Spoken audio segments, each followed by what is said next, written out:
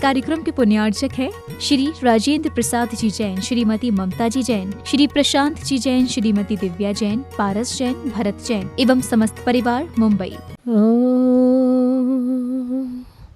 नमः सिद्धेभ्यः, ओम नमः सिद्धेभ्यः,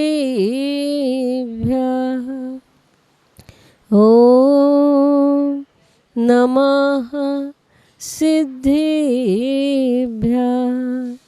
हे संत संत अरिहंत अनंत ज्ञाता, हे शुद्ध बुद्ध शिव सिद्ध अवध्य ध्याता, आचार्य वर्य उजाय सुसाधु सिंधु, मैं बार बार तब पाद पयोज बंधु।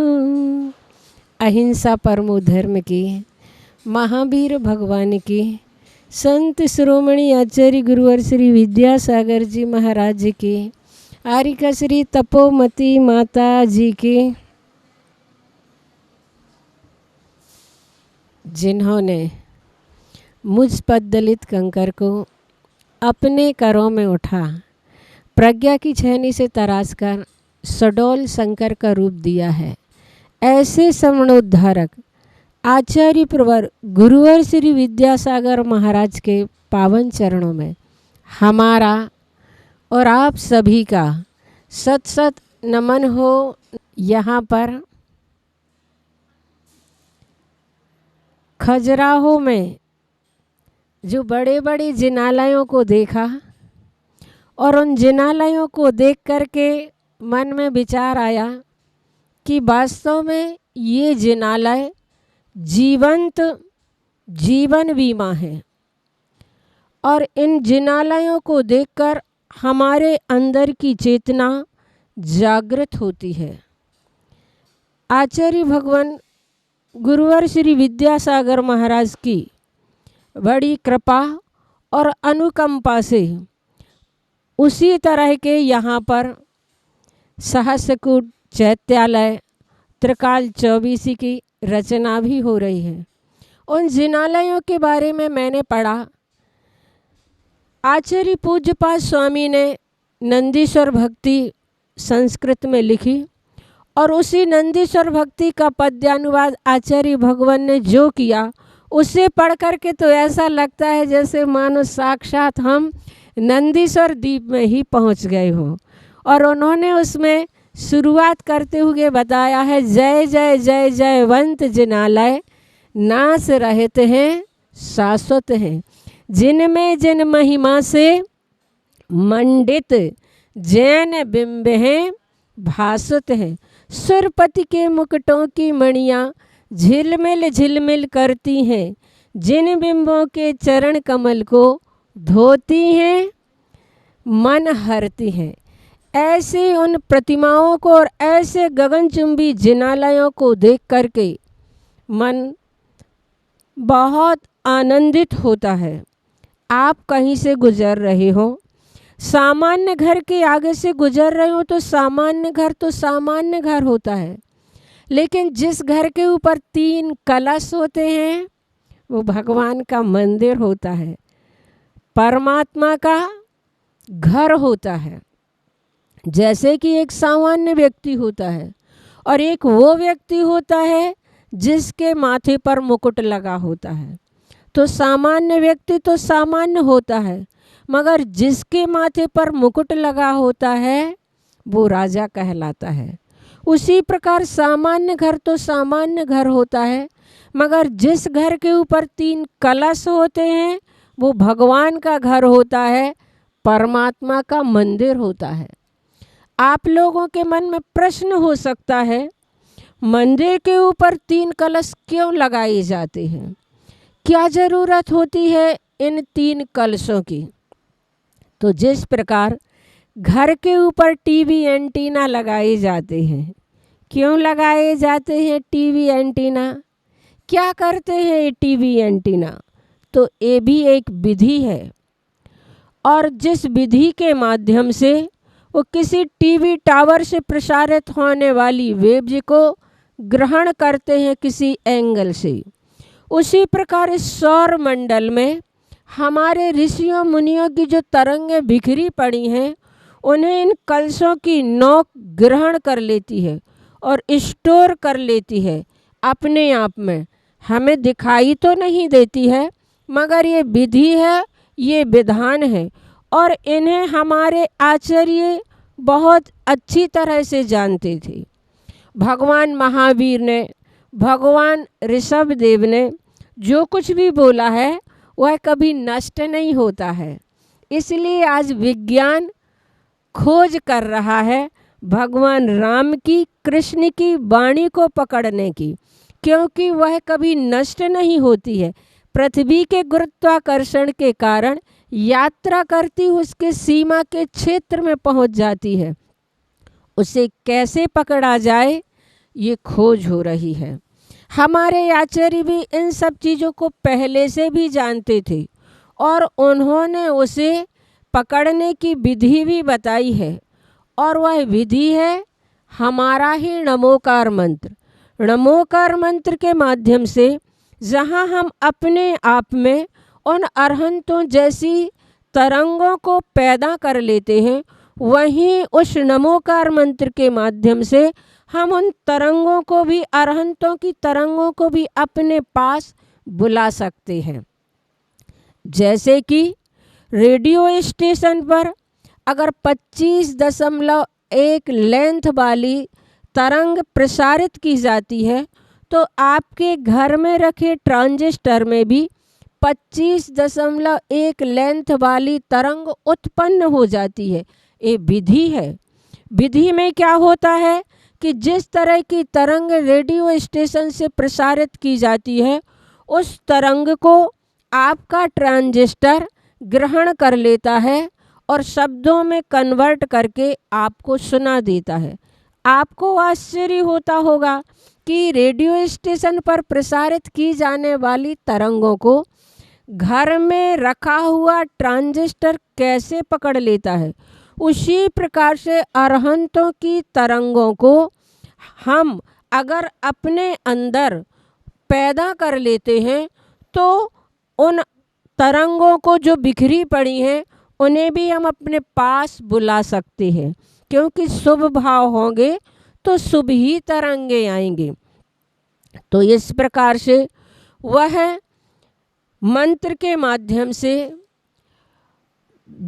और अनेक प्रकार की विधियों के माध्यम से उन शब्दों को, उन ध्वनियों को, उन तरंगों को हम अपने पास बुलाते हैं और उनका अवतरण मूर्ति में करवा देते हैं, जिससे वह मूर्ति एक जनरेटर की तरह हो जाती है, चार्जेबल बैटरी की तरह हो जाती है।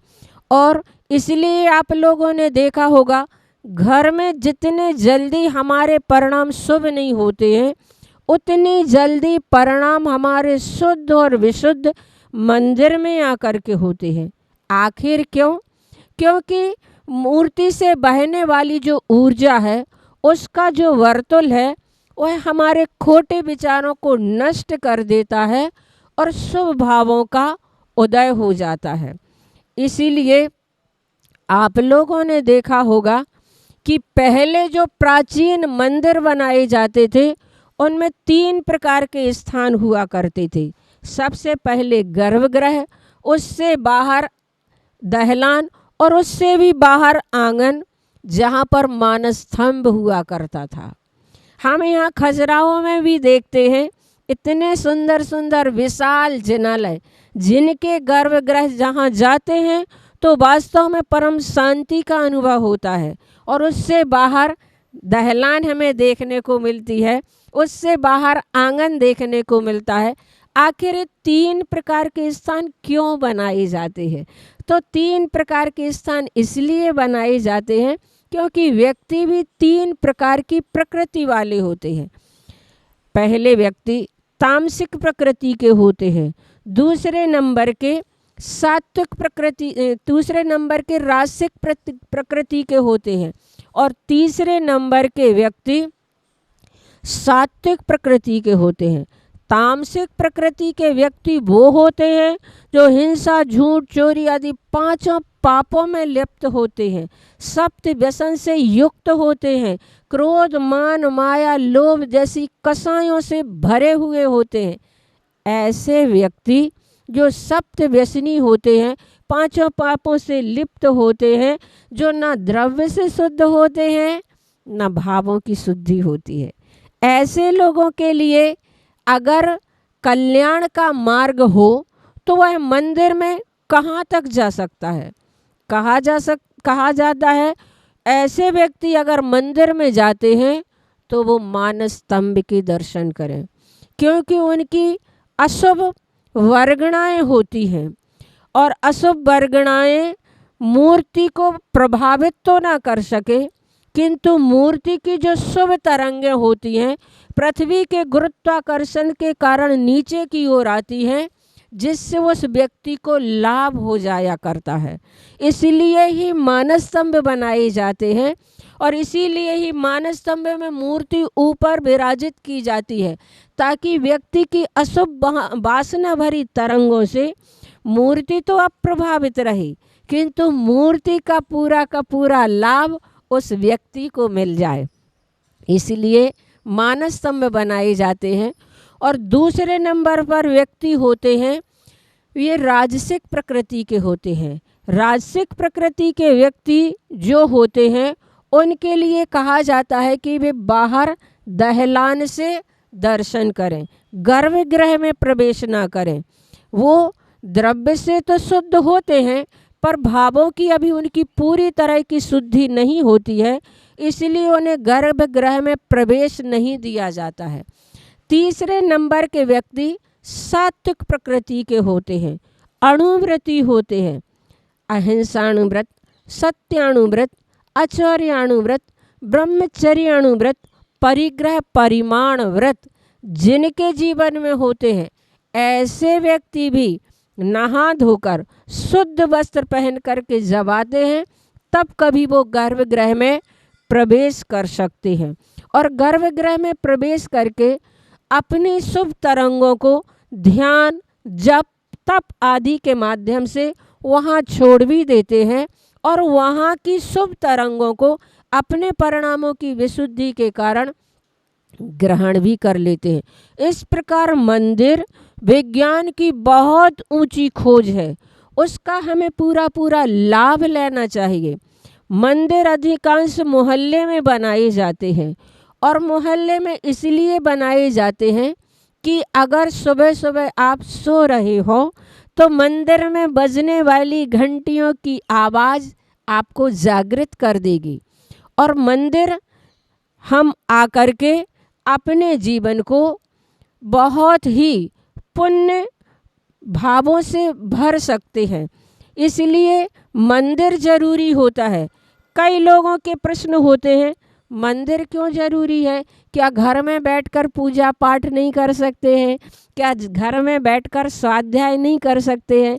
ऐसे लोगों से प्रति प्रश्न किया जाता है कि तुम भोजन करते हो तो भोजन अपनी रसोई घर में बैठकर ही क्यों करते हो, नहानी में बैठकर क्यों नहीं करते? क्योंकि नहानी में बैठकर भोजन करना असभ्यता और अव्यवहारिकता मानी जाती है। नहानी में उतनी पवित्रता नहीं होती है जितनी पवित्रता आपकी रसोई घर में होती है। उसी प्रकार मंदिर में जितनी पवित्रता होती है उतनी पवित्रता घर में नहीं होती है। इसलिए मंदिर में हमारे बहुत जल्दी परिणाम शुभ और विशुद्ध हो जाते हैं और मंदिर के वातावरण से हमारे परिणामों में बहुत जल्दी निर्मलता आती है। इसलिए हम स्वाध्याय आदि भी करते हैं तो तालाब तो बनवा सकते हैं, समुद्र का किनारा नहीं। समुद्र के किनारे का अपने आप में अलग ही आनंद होता है। उसी प्रकार मंदिर में स्वाध्याय, पूजन, जप, तप, पाठ आदि का अपना अलग ही आनंद होता है। जैसे हम सभी लोग यहाँ पर शांतिनाथ भगवान के चरणों में बैठ करके विधान करते हैं, शांति धारा को देखते हैं और वास्तव में वहाँ की ऊर्जा को जब ग्रहण करते हैं तो बाहर की दुनियादारी को बहुत जल्दी भूल जाते हैं, बहुत जल्दी विस्मृत हो जाते हैं। आध्यात्मिक अंतरंग दुनिया शुरू हो जाया करती है। इसलिए व्यक्ति ऊब जाता है, घर से ऊब जाता है, दुकान से ऊब जाता है, तो मंदिर में आकर के बैठे। मंदिर की ऊर्जा हमारे जीवन को लाभ प्रदान करती है। आप मंदिर के दरवाजे से भी निकल रहे हो, अगर क्रोधित हो करके निकल रहे हो तो आपको मंदिर में बहने वाली ऊर्जा आपके परिणामों को परिवर्तित कर देगी, आपके विचारों को बदल देगी। इसलिए मंदिर बहुत ज़रूरी होते हैं हमारी ज़िंदगी में। मैंने पढ़ा कि अपने रहने के लिए घर तो पशु पक्षी भी बना लेते हैं, लेकिन इस पृथ्वी पर मनुष्य ही एक ऐसा प्राणी है जो परमात्मा का घर बनाता है, जो भगवान का मंदिर बनाता है। और वास्तव में ऐसे मंदिर को देख करके मुझे लगा कि पहले कभी पढ़ते थे खजुराहो के मंदिर, आज खजुराहो के मंदिरों को देख करके लगता है कि वास्तव में ऐसे कौन से पुण्यशाली जीव होंगे, ऐसे कौन से भाग्यशाली जीव होंगे जिन्होंने ऐसे पत्थरों के विशाल विशाल जिनालय बनाए हैं और अपने द्रव्य का सही सही सदुपयोग किया है। और सही द्रव्य का सदुपयोग यही माना जाता है जिसमें हम वहाँ पहुँच करके अपने जीवन के मिथ्यात्व को नष्ट करके सम्यक्त को भी उद्घाटित कर सकते हैं। मैंने एक उदाहरण पढ़ा था कि एक जगह मंदिर बन रहा था, बहुत सारे लोग उसमें काम कर रहे थे, पत्थर तोड़ रहे थे। निरीक्षक महोदय देखने के लिए आए तो उन्होंने एक जगह जाकर उन लोगों से पूछा, भाई आप क्या कर रहे हैं? उन्होंने कहा पत्थर तोड़ रहे हैं। निरीक्षक महोदय ने उनकी बात को सुना और आगे बढ़े। आगे जा कर के देखा तो कुछ लोग वहाँ पर भी पत्थर ही तोड़ रहे थे। उनसे भी उन्होंने प्रश्न किया, आप क्या कर रहे हैं? उन्होंने उत्तर दिया, रोजी रोटी कमा रहे हैं। निरीक्षक महोदय ने उनकी बात को सुना और फिर आगे बढ़ गए। वहाँ पर भी कुछ लोग पत्थर तोड़ने का ही काम कर रहे थे। निरीक्षक महोदय ने उनसे भी वही प्रश्न किया कि आप क्या कर रहे हैं? उन्होंने उत्तर दिया, मैं परमात्मा का मंदिर बना रहा हूँ। जैसे ही निरीक्षक महोदय ने उनका उत्तर सुना तो उन्हें लगा प्रश्न तो एक है पर काम तो सबके एक से है, मगर लक्ष्य सबके अलग अलग है। जो लोग कह रहे हैं हम पत्थर तोड़ रहे हैं, वे सिर्फ पत्थर ही नहीं तोड़ रहे हैं, अपनी जिंदगी को भी तोड़ रहे हैं। श्वास तो उनकी ऐसी चल रही जैसे सोनार की धोकनी, मगर जिंदगी में परिवर्तन कुछ भी नहीं है। दूसरे नंबर के लोग जो कह रहे थे कि हम रोजी रोटी कमा रहे हैं, तो उनका बस कमा लेना, खा लेना और सो जाना, बस जिंदगी का इतना ही लक्ष्य है, पर जिंदगी को मोड़ नहीं रहे हैं। तीसरे नंबर के लोग जो कह रहे हैं हम भगवान का मंदिर बना रहे हैं, वो भगवान का मंदिर ही नहीं बना रहे हैं, वाकई में अपनी ज़िंदगी में भी ऐसा कुछ ऊंचाई दे रहे हैं जो अपने जीवन की सर्वश्रेष्ठ ऊंचाई मानी जाती है। तो ऐसे भगवान के जिनालय में जाकर के लगता है कि हम पत्थर की मूर्ति को सर झुकाकर भगवान बना देते हैं। हम पत्थर की मूर्ति को सर झुकाकर भगवान बना लेते हैं, करते हैं सुबह शाम नमन, मन में कई अरमान सजा लेते हैं। जब आती हैं हमारी ज़िंदगी में कई मुश्किलें, तब वही पत्थर हमारी मुश्किलों को आसान बना देते हैं, तब वही पत्थर हमारी मुश्किलों को आसान बना देते हैं। इसलिए आचार्य भगवान ने अपने जीवन में ऐसे जो पाषाण के जिनालय बनाए, जो कई कई भवों तक लोग जब कभी भी यहाँ पर जन्म लेंगे तो उनके लिए ये जिनालय अपने आत्म तत्व को जानने और पहचानने में कारण बनेगी। क्योंकि कहा है किसी ने कि किसी की बेबसी पर आंसू बहाने यहाँ कौन आता है, किसी की बेबसी पर आंसू बहाने यहाँ कौन आता है, अपनी बर्बादी के किस्से सुनाने यहाँ कौन आता है। कुछ तो करिश्मा होगा भगवान पार शांतिनाथ का, वरना व्यर्थ में सिर झुकाने यहाँ कौन आता है। आचार्य भगवंत के बारे में जाने कि जिन्होंने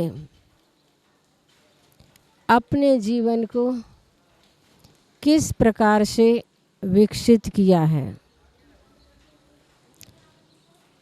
भारत माँ की गोद कभी रत्नों से खाली नहीं रही, हमेशा भरी पूरी रही है। भगवान आदिनाथ से लेकर महावीर स्वामी तक हुए 24 तीर्थंकर, उसके बाद कुंद कुंद स्वामी, उमा स्वामी, समंत भद्र, अकलंक, गुणसेन, धरसेन, भूतबली, पुष्पदंत आदि अनेकों आचार्यों ने इस भारत माँ की गोद में जन्म लेकर उसकी कीर्ति को बढ़ाया है। उसी श्रृंखला में हुए आचार्य ज्ञान सागर जी महाराज वयोवृद्ध होने पर जब धार्मिक प्रभाव न करने के लिए निकले तो अनेक नगरों में विहार करते हुए पहुँचे अजमेर नगर। तब एक युवक आचार्य ज्ञान सागर महाराज के पास पहुँचा और निवेदन किया कि मैं आपके चरणों में रहकर विद्या अध्ययन करना चाहता हूँ। तब नाम पूछकर जिज्ञासा प्रकट की आचार्य ज्ञान सागर महाराज जी ने कि ज्ञान प्राप्त करके भाग जाओगे तो मैं व्यर्थ श्रम क्यों करूं। इतना सुनते ही उस युवक ने दृढ़ प्रतिज्ञ होकर कहा, गुरुदेव आज से मैं आजीवन सवारी का त्याग करता हूँ। दंग रह गए आचार्य ज्ञान सागर जी महाराज। इतनी सी बात पर इतना महान त्याग। देखते रह गए गुरुदेव उस मनोहारी सूरत को। दोनों देख रहे थे एक दूसरे को एक टक। पारखी गुरु की नज़रों ने तीव्र लालसा देखी, शिष्य की नज़रें डूब डूब गईं उस ज्ञान के सागर में, मानो समाहित करके ही रहेंगी उस सिंधु को। गुरु ने कहा ठीक है देखेंगे। इतना सुनते ही धन्य हो गया वह युवक, रख दिया माथा गुरु चरणों में। हृदय की वेदना फूट पड़ी आँखों से, अश्रु गंगा से प्रक्षालित होने लगे गुरु चरण।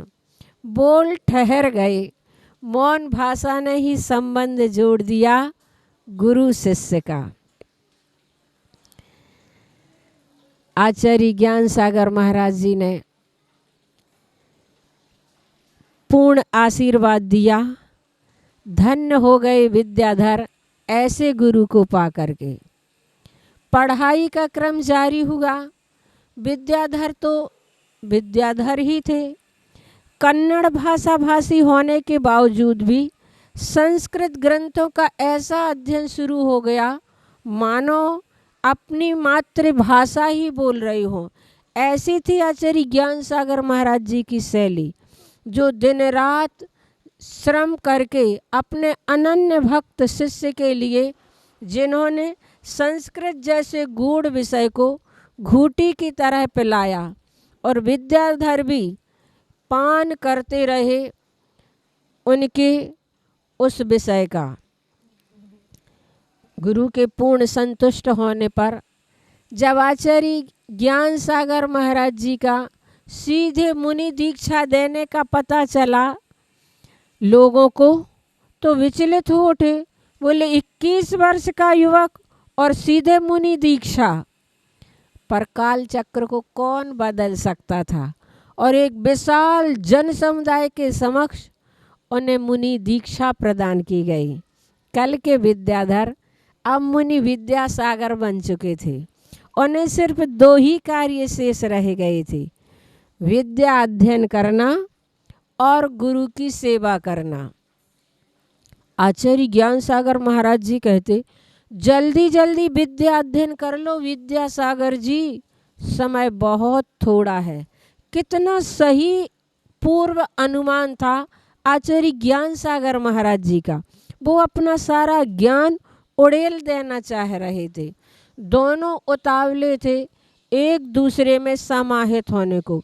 ज्ञान का सागर समाहित होना चाह रहा था विद्या के सागर में, और ज्ञान सागर जी दिन रात अपने शिष्य के लिए अध्ययन कराते रहे। धीरे धीरे आचार्य ज्ञान सागर जी महाराज की जब काया क्षीण होने लगी, तब जैनागम के अनुसार कोई भी आचार्य अपने आचार्य पद को त्याग कर सामान्य मुनि पद धारण करके किसी अन्य साधु के चरणों में जाकर के सल्लेखना को साधते हैं। पर ये किसे पता था कि जिसे आचार्य ज्ञान सागर महाराज जी ने का खा गा पढ़ाया है, सभी विधाओं में पारंगत किया है, उन्हीं के परम शिष्य मुनि श्री विद्यासागर महाराज को यह पुनीत कार्य कराना है। आचार्य ज्ञान सागर महाराज जी ने मुनि विद्यासागर महाराज जी से कहा कि अब ये नश्वर शरीर धीरे धीरे क्षीण होता जा रहा है, अतः मैं अपना पूर्ण रूपेण आचार्य पद त्याग करके अपना आत्म कल्याण करना चाहता हूँ, अतः मैं अपना आचार्य पद तुम्हें सौंपता हूँ।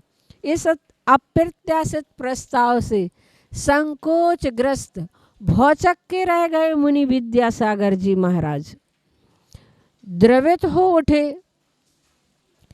तब आचार्य ज्ञान सागर महाराज जी ने गुरु की सेवा, भक्ति और आगम की आज्ञा का स्मरण दिलाकर उन्हें सुस्थिर किया।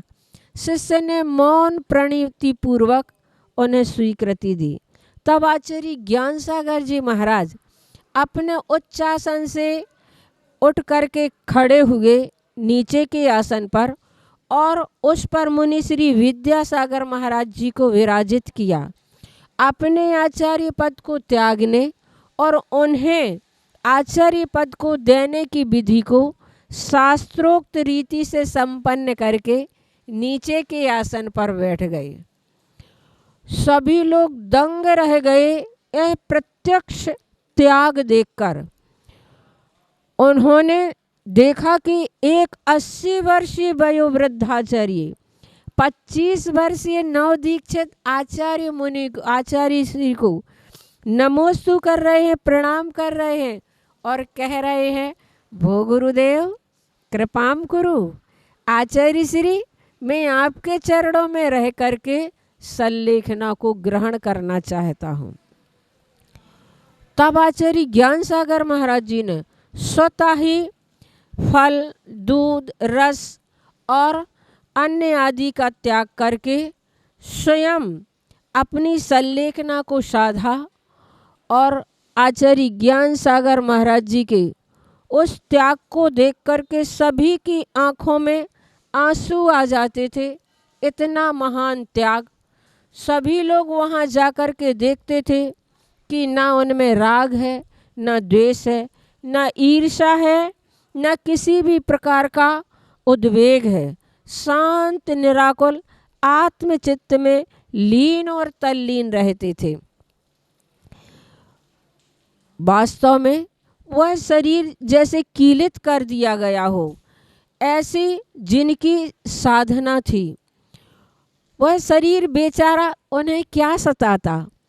आचार्य ज्ञान सागर महाराज जी की उस साधना को देख करके सतत ऐसा भान होता था कि जिंदगी की सार्थकता इस शरीर की आज्ञा पालने में नहीं, वरन इसे अनुशासित रखने में है। मैंने पढ़ा कि एक छपक के दर्शन करने से इतने पुण्य का बंध होता है, जितने पुण्य का बंध सभी तीर्थों के दर्शन करने से भी ना हो। और वो लाभ प्राप्त हुआ नसीराबाद के वासियों को, मुनि श्री विद्यासागर महाराज को, जिन्होंने अपने गुरु की ऐसी सेवा वैयावृत्ति करके एक इतिहास बनाया और नई पीढ़ी के लिए यह सबक और शिक्षा दी कि वास्तव में हमें अपने गुरु की किस प्रकार से सेवा वैयावृत्ति करना चाहिए। और नसीराबाद 22 नवंबर 1972 को आचार्य ज्ञान सागर महाराज जी ने अपना आचार्य पद ज्येष्ठ कृष्णा द्वितीया के दिन मुनि श्री विद्यासागर महाराज जी को दिया और पूर्ण रूप से अपने आत्म कल्याण में लीन और तल्लीन हो गए। बीच बीच में आचार्य विद्यासागर महाराज जी पूछते रहते, आत्म शांति तो है ना? पर वही मूक संदेश मिलता, हाँ हाँ पूर्ण शांति है। और मैंने तो पढ़ा कि वाकई में आचार्य ज्ञान सागर की मुनि श्री आचार्य विद्यासागर महाराज जी ने जो सेवा की वह कोई भी एक बेटा अपने पिता की नहीं कर सकता। जितनी सेवा वैयावृत्ति आचार्य विद्यासागर महाराज जी ने गुरु ज्ञान सागर महाराज जी की थी। तभी तो किसी ने कहा है, सूर्य को देखें तो उसमें भी आग है, चांद को देखें तो उसमें भी दाग है, जीवन का खारापन अपनी जिंदगी की फाग है। सच कहती हूँ गुरुदेव के भक्तों, आचार्य विद्यासागर महाराज अनुपम जहाज हैं। आचार्य विद्यासागर महाराज अनुपम जहाज हैं।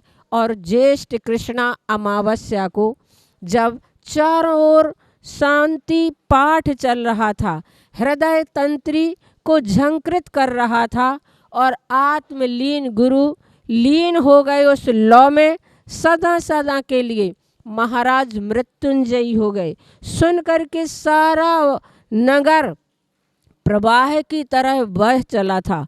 वहाँ कहीं तिल रखने को जगह नहीं थी। सभी ने जाकर के देखा वह पार्थिव शरीर कितना शांत था, जिसने हमें मोक्ष मार्ग को प्रशस्त करने का उपदेश दिया था। तो बंधुओं, ऐसे आचार्य विद्यासागर महाराज ने अपने गुरु की सेवा और शुश्रूषा करके अपने जीवन को धन्य किया। इसीलिए किसी ने कहा कि अमीरी की तो ऐसी की कि सब कुछ लुटा बैठे, और फकीरी की तो ऐसी की कि तेरे दर पे आ बैठे। इस प्रकार से मैंने तो पढ़ा है कि जख्म उभरते हैं तो निशान छोड़ जाते हैं, जख्म उभरते हैं तो निशान छोड़ जाते हैं, तूफान आते हैं तो मकान तोड़ जाते हैं। आना और जाना तो इस दुनिया का स्वभाव है बंधुओं, मगर आचार्य विद्यासागर महाराज जहाँ जाते हैं वहाँ पहचान छोड़ जाते हैं, वहाँ पहचान छोड़ जाते हैं। मैंने पढ़ा कि एक साधिका अपने जैन धर्म का प्रचार प्रसार करने के लिए विदेश गई। जब वहाँ पर जैन धर्म का प्रचार प्रसार कर रही थी, तब लोगों ने उनसे पूछा कि आप कौन से धर्म की अनुयायी हो? तब उसने कहा, मैं जैन धर्म की अनुयायी हूँ।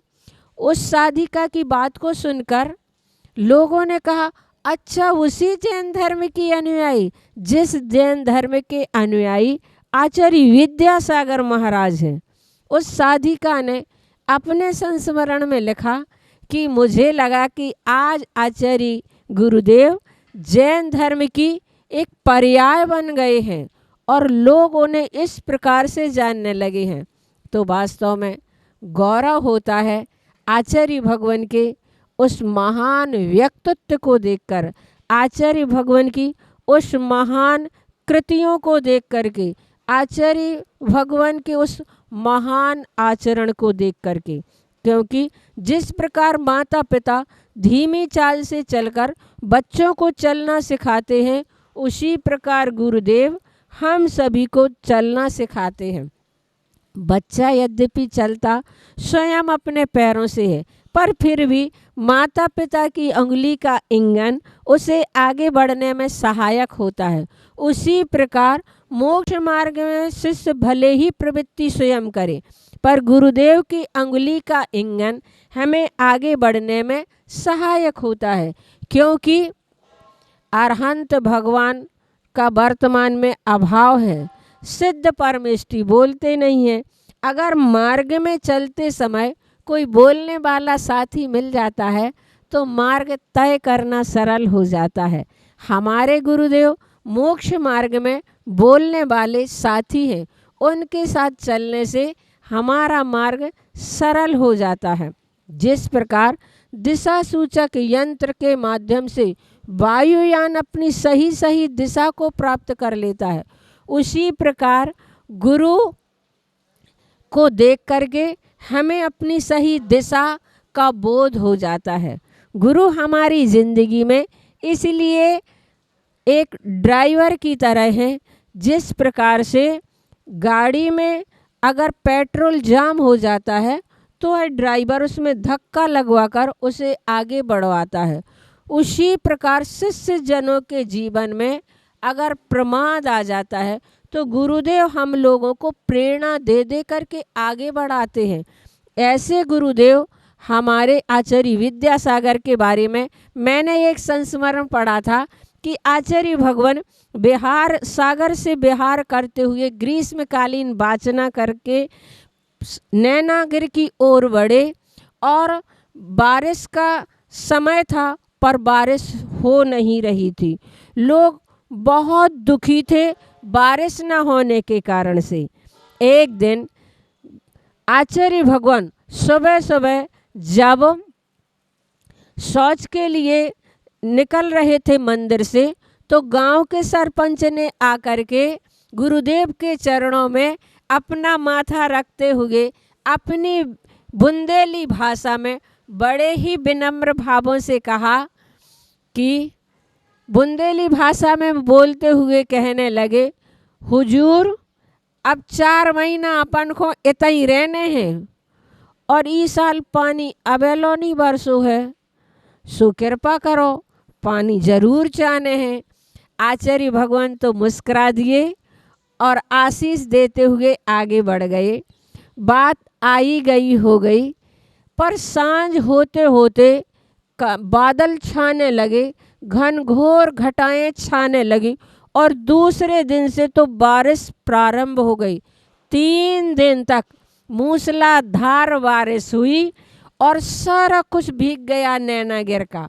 नैनागिर का जल मंदिर पूरे जल से पूरित हो गया।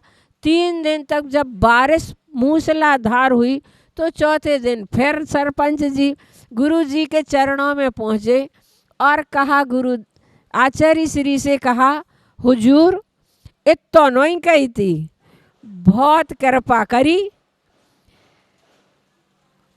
तो आचार्य श्री ने उनकी बात को सुना और अपने में लीन हो गए। पर इस बात को जब हम देखते हैं तो लगता है कि इसे गुरु का संयोग कहें या गुरु की कृपा का फल कहें, जो भी कुछ हो, पर मन तो प्रभावित होता है। जिन्होंने मुझ पर दलित कंकर को अपने करों में उठा प्रज्ञा की छेनी से तराश कर सडोल शंकर का रूप दिया है, ऐसे श्रवणोद्धारक आचार्य प्रवर गुरुवर श्री विद्यासागर महाराज के पावन चरणों में हमारा और आप सभी का सत सत नमन हो, नमन हो, नमन हो। आचार्य श्री की ही पंक्तियाँ हैं, है मूल मंत्र नवकार सुखी बनाता, जो भी पढ़े विनय से अघ को मिटाता, है आद्य मंगल यही सब मंगलों में, ध्याओ इसे न भटको जग जंगलों में। नमोकार मंत्र जैनियों का सार्वभौम और सांप्रदायातीत मंत्र है। यह एक तरह की तीर्थ यात्रा है। अगर हम उसमें एकाग्रता से प्रवेश करते हैं तो एक ही स्थान पर हम बैठकर अनेक तीर्थों की वंदना कर सकते हैं। तो आज मेरे व्याख्यान का विषय है नमोकार मंत्र का महात्म्य, उसका प्रभाव और जाप विधि। उस नमोकार मंत्र के महात्म्य की, यानी कि उसकी महत्ता की, उसकी उपयोगिता की, उसकी उपादेयता की, कि वह महामंत्र हमारे रोम रोम में, हमारे नस नस में, हमारी सिरा सिरा में, हमारे मन पर, हमारे तन पर किस तरह से छा जाता है और अनुगुंजित करता है, इस की चर्चा मैं आपसे करूंगी। उसके बाद मैं बताऊंगी उसका प्रभाव, कि वह किस प्रकार से हमें अभिसिंचित करता है। क्योंकि जैन मंत्र में विशेषकर नमोकार मंत्र लौकिक फलदायी नहीं, पारलौकिकता के लिए की ओर हमें ले जाता है। अगर कोई मंत्र से पुत्र मांगता है तो गलत है, संपदा मांगता है तो गलत है, आत्मोत्थान मांगता है तो ठीक है। मंत्र हमें आत्म शक्ति देते हैं। जब हम मंत्र का जाप करते हैं तब हम शक्तिशाली बन जाते हैं। जब हम शक्तिशाली बनते हैं तो आत्मशक्ति संचित करते हैं, और जब हमारी आत्मशक्ति संचित हो जाती है तब हम उसका उपयोग जिस रूप में करते हैं उसका उस प्रकार से हमें फल प्राप्त होने लगता है। मंत्र ने आपको शक्ति दी है, अगर आपने उसका उपयोग व्यापार आदि में कर लिया तो ये आपकी अपनी विशेषता रहेगी। मंत्र ने तो सिर्फ आपको शक्ति दी थी, ये बात अलग है कि आपने उसका उपयोग लौकिक रूप में कर लिया। मैं एक बात आपको याद दिला दूं कि मंत्र के साथ सबसे बड़ा दुर्भाग्य हमारा ये होता है कि हम उस नमोकार मंत्र को मानते तो बहुत अधिक है, लेकिन उसके संबंध में जानते या तो बहुत कम है या फिर बिल्कुल भी नहीं जानते। मंत्र को मानने के साथ साथ अगर हम जानने लगे तो उसकी तेजस्विता बढ़ने लगती है।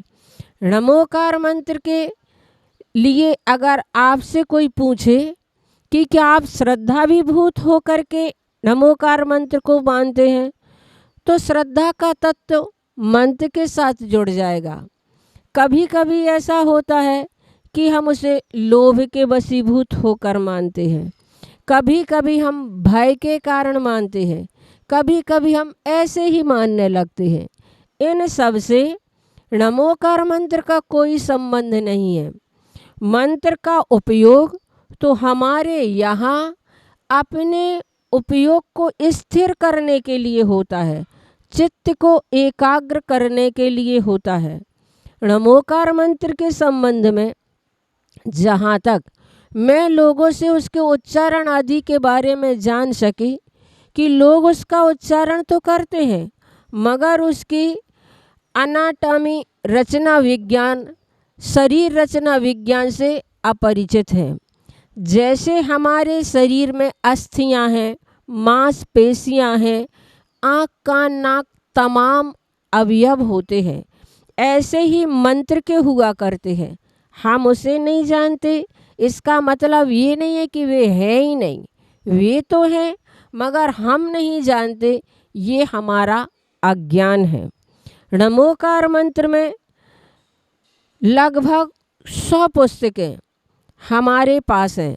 हमारे पास से मतलब मेरे पास नहीं, हमारे जैन साहित्य में बहुत सारे लोगों ने नमोकार मंत्र के महात्म्य को लेकर लिखा। किसी ने उसकी भक्ति को लेकर लिखा, किसी ने उसके मनन करने को मंत्र कहा जाता है। मंत्री और मंत्रणा, ये 2 शब्द आप लोगों ने सुने होंगे। नमोकार मंत्र हमारे संकट के समय बहुत अच्छा सलाहकार है। जिस प्रकार से मंत्री से संकट के समय सलाह करते हैं, मंत्रणा करते हैं। मंत्र यानी कि संकट का सलाहकार। पर बात इतनी है कि हम उससे सलाह लेते भी हैं या नहीं। जैसे आप अपने घर में या समाज में बड़े बुजुर्गों के पास सलाह लेने के लिए जाते हैं और शालीनता से पेश होते हैं तो आपको बहुत अच्छी सलाह मिल जाती है। और यदि अशालीन व्यवहार करें तब फिर क्या होगा। ऐसे ही मंत्र के पास अगर हम श्रद्धा और भक्ति के से जुड़ कर के जाते हैं तो मंत्र हमें ऐसी सलाह देता है कि तुरंत हमारे संकट का मोचन हो जाता है। और अगर हम ऐसे मन से जाएं जो हमारा मन बिखरा बिखरा हो रहा है, टुकड़ा टुकड़ा हो रहा है, इधर जाऊं उधर भागूं ऐसा हमारा मन कर रहा है, जो हमारा मन चंचल है, विभक्त है, ऐसे मन से अगर हम मंत्र का जाप करते हैं तो उससे हमें फिर वो लाभ नहीं मिल पाता है जो लाभ हमें मंत्र से लेना चाहिए। वह लाभ फिर हमें उस मंत्र से प्राप्त नहीं हो पाता है। मैं एक बात आपको याद दिला दूं कि मंत्र बहुत छोटा सा होता है, सलाह भी बहुत थोड़ी सी होती है। मंत्र कोई ग्रंथ नहीं होता है। सलाह में भी चंद बातें ही हुआ करती हैं। इसीलिए मंत्र वह होता है जो खसखस के दाने जैसा बीज के रूप में हुआ करता है। मंत्र के नमोकार मंत्र के जितने भी वर्ण हैं, जितने भी अक्षर हैं, वे सब बीज रूप में हैं। वृक्ष रूप में तो वो तब बनते हैं जब अगर आपने उसका ठीक ढंग से वपन किया है, अगर ठीक ढंग से आपने उसका सिंचन किया है, ठीक ढंग से आपने उसको पुष्पित और पल्लवित किया है, तो वह आपके पास बहुत अच्छे से फलित होकर के आएगा।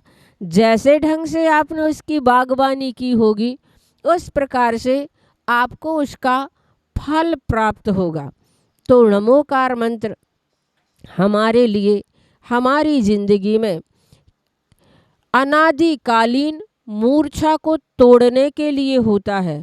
और वास्तव में नमोकार मंत्र का उपयोग अनासक्ति के लिए है, आसक्ति के लिए है ही नहीं। अगर कोई नमोकार मंत्र का उपयोग आसक्ति के लिए करता है तो वो लक्ष्य भ्रष्ट हैं। उन्हें अपने मंत्र से बहुत ही अपने परिणाम को अनासक्त रूप में बना लेना होता है, तभी वह हमें फलित होता है। मैंने पढ़ा एक बार रेलवे स्टेशन पर एक सज्जन टिकट बाबू से टिकट मांग रहे थे और वे सज्जन पूछ रहे थे कहाँ का टिकट चाहिए। वह व्यक्ति बार बार कह रहा था मुझे टिकट चाहिए, टिकट दे दो।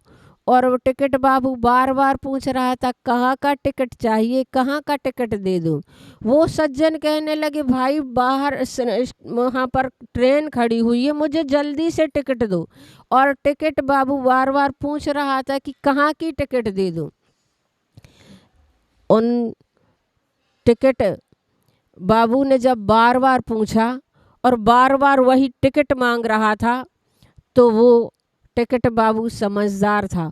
उन्होंने जितने पैसे दिए उतने की टिकट उन्हें पकड़ा दी। और वे सज्जन उनसे भी ज़्यादा समझदार थे, उन्होंने टिकट ली और चलते बने। ऐसे समझदार दुनिया में बहुत सारे लोग हैं जिन्हें अपने लक्ष्य का ही पता नहीं है। और लक्ष्यहीन व्यक्ति अपने कार्य को कभी सफल नहीं कर पाता है। मैंने पढ़ा था एक बार एक व्यक्ति से पूछा गया, टिकट मांगा गया कि तुम्हें कहाँ की टिकट चाहिए। तो उसने अपने जेब में देखा, टिकट नहीं मिली। और उसने अपने बैग में देखा, उसे टिकट नहीं मिली। और अपना सूटकेस खोलने लगा तो टिकट चेकर ने कहा खैर कोई बात नहीं, मुझे विश्वास है कि तुम्हारे पास टिकट हो गई। तो उन्होंने कहा मैं इसलिए थोड़ी ना टिकट देख रहा हूँ। तो टिकट चेकर ने पूछा फिर किस लिए देख रहे हो? तो कहने लगे मुझे ये तो मालूम चले कि मुझे कहाँ जाना है। अब ट्रेन में बैठे होने यही पता नहीं है कि हमें जाना कहाँ है। ऐसे लक्ष्यहीन व्यक्ति अगर नमोकार मंत्र का उपयोग करते हैं तो उन्हें उसका उस प्रकार से लाभ नहीं प्राप्त होता है जो उन्हें लाभ प्राप्त होना चाहिए। इसलिए मंत्र का जाप करते समय हमें अपने लक्ष्य को निर्धारित करना होगा, और लक्ष्य को निर्धारित करके जब हम मंत्र का जाप करते हैं तब वह कई गुना फलित होकर के हमारे सामने आता है। तो इस प्रकार से नमोकार मंत्र का सबसे बड़ा महत्व हमारे लिए यही है कि उसका उपयोग हम अनासक्ति के लिए करें, उसका उपयोग हम अपनी मूर्छा को तोड़ने के लिए करें, उसका उपयोग हम अपने शरीर से ममत्व विसर्जित करने के लिए करें। शरीर से ममत्व को विसर्जन करने के लिए अगर हम मंत्र का उपयोग करते हैं तो वाकई में वह हमारे लिए नमोकार मंत्र का जो लाभ मिलना चाहिए वह लाभ लौकिक और पारलौकिक दोनों रूप से हमें प्राप्त हो जाया करता है। मैंने आपको बताया था कि किसी ने पूछा कि नमोकार मंत्र को 9 बार ही क्यों पढ़ा जाता है। तो 9 बार को पढ़ने का मतलब होता है कि जैसे मैंने आपको बताया था कि 9 का पहाड़ा अखंड होता है, उसी प्रकार नमोकार मंत्र का हम जाप 9 बार इसलिए करते हैं कि हम अखंड रूप से अपनी आत्मा का ही एक चिंतन करें, अखंड रूप से हम अपनी आत्मा को ही जानें। तुलसी राम स्नेह करूँ त्याग सकल उपचार, जैसे घटत न अंक 9 9 को लिखत पहाड़।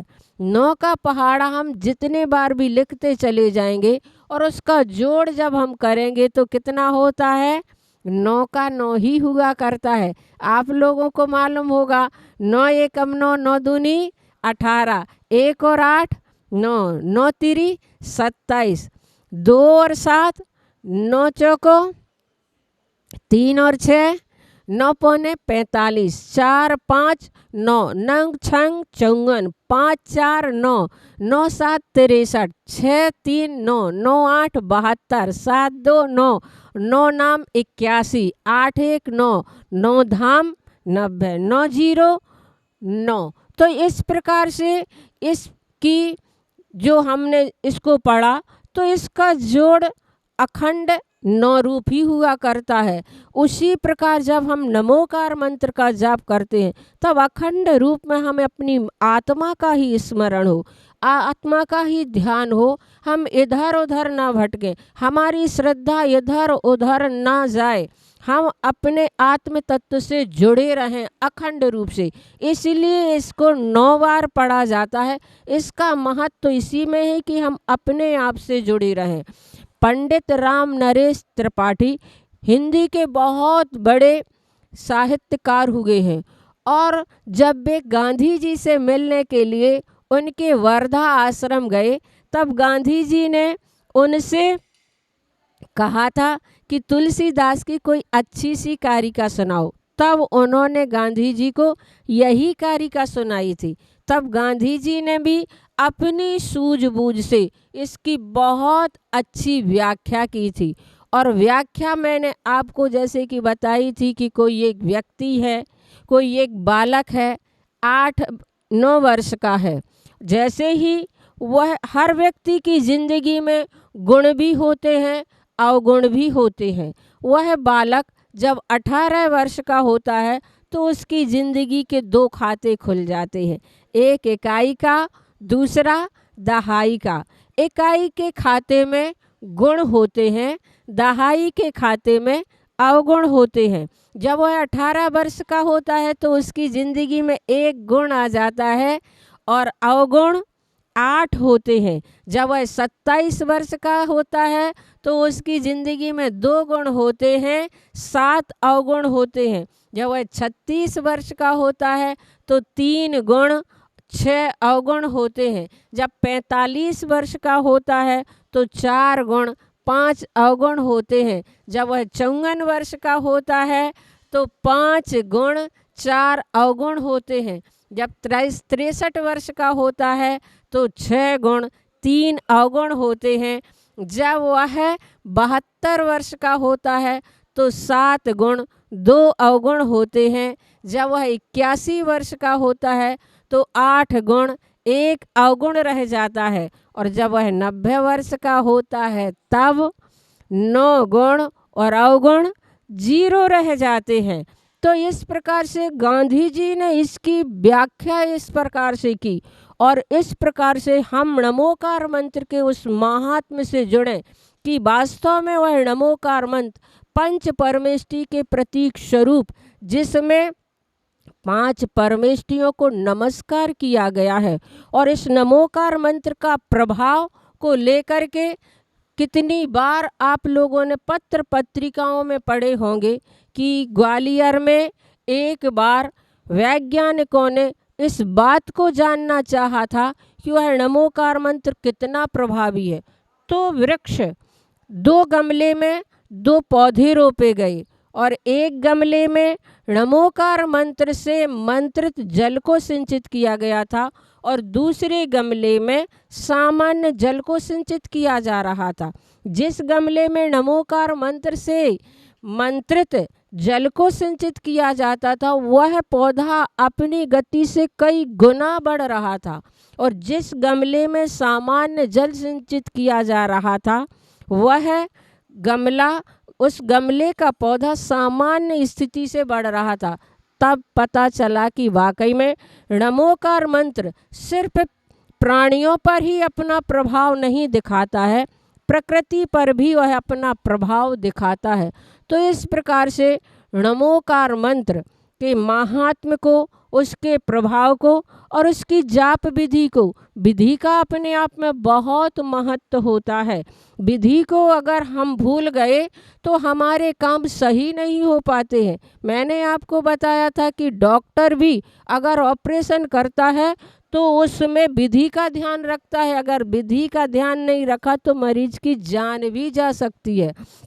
उसी प्रकार से हमें पारलौकिकता के लिए भी जिन चीज़ों का उपयोग करते हैं उसे विधि पूर्वक करना चाहिए और उस विधि के माध्यम से हम उसका फल बहुत अच्छे से प्राप्त होता है। तो नमोकार मंत्र की विधि में कि हम अगर घर में बैठ कर के नमोकार मंत्र का जाप करते हैं तो 1 गुना फल मिलता है।